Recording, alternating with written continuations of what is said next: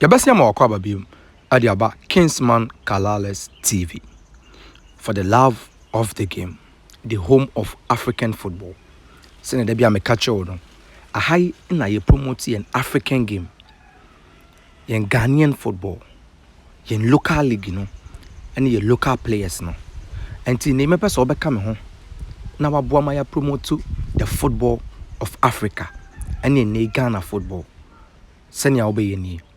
Mese ko subscribe na ko subscribe to your channel. We are now like a video no. Na friends what share ama foforo anya biahwe. Wa wi kra no na comment section ho. Eni asem a wo pese yenka ho asem e wa African football ana Ghanaian league nim no. Obetimi akọ na wakọja o message e wa comment section. Penimfo behwe na yetimi attach on that note na ma.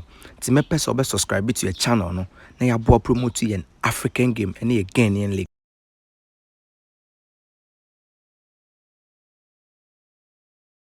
So a full Ghanaian, schooled here and everything, and how he is coping being the CEO of the biggest team in Africa, ASANTE KOTOKO. Boss! Kusia. Are you ready? Yeah, I am. Are you sure? I'm gonna whip you. You're gonna whip me? Yeah. Oh no. I don't think it's possible. I don't think. Yeah. All right. I don't think it's possible. Sweetness of the pudding is in the eating. Oh really? It's one of those places that when you come, you can really just forget about everything. Yeah. Especially the stress of ASANTE KOTOKO. I don't think the stress of ASANTE KOTOKO you can ever forget about it, even in your sleep. No, but you have to try. But at least you try to. I mean, the place is relaxing, so it helps you think better about ASANTE KOTOKO. Exactly. When we were playing tennis together, that you were bitten by a black cobra. Yeah. When and how did that happen? It's a strange one. That was in 1992. I was playing football. My dad and mom had traveled, so I was playing football, very dirty. We didn't have tap in our home, so my dad came back and said, go and have your shower. So I went to a neighbor's house to fetch water. I was with the neighbor's son. While we were fetching the water, a frog passed by and the boy was running away. So I was like, why are you running away? It's only a frog. Before I turned, the cobra, black cobra, big one, had tied my leg, bit me. Wow. Left my leg, started screaming. People came around. I was rushed to Tema General Hospital. They said we needed an anti-snake bite. They didn't have one at the hospital. My dad and uncle rushed to town, got one that had expired for 3 months. Wow. They brought it. I was injected. At some point, I understand I was pronounced dead. How old were you at that time? I was 8, approaching 9, yeah. Okay. Just a few months to 9, but I knew everything around me. So I spent 3 months, 3 weeks at the hospital. Wow. My leg was rotten. At a point, they were going to amputate my leg. Wow. But a senior doctor came in and opted for what they call skin grafting. Yes. So they had to cut a bit of my skin from my thigh to fix it. Eventually, it was fixed and I went home and continued with life.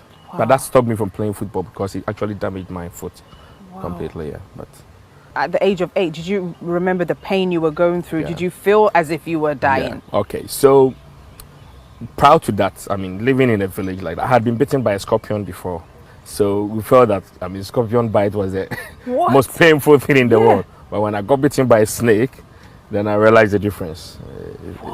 It's unbelievable pain, yeah. And do you think that has molded you in any way? It molded me in the form of my spirituality. Okay.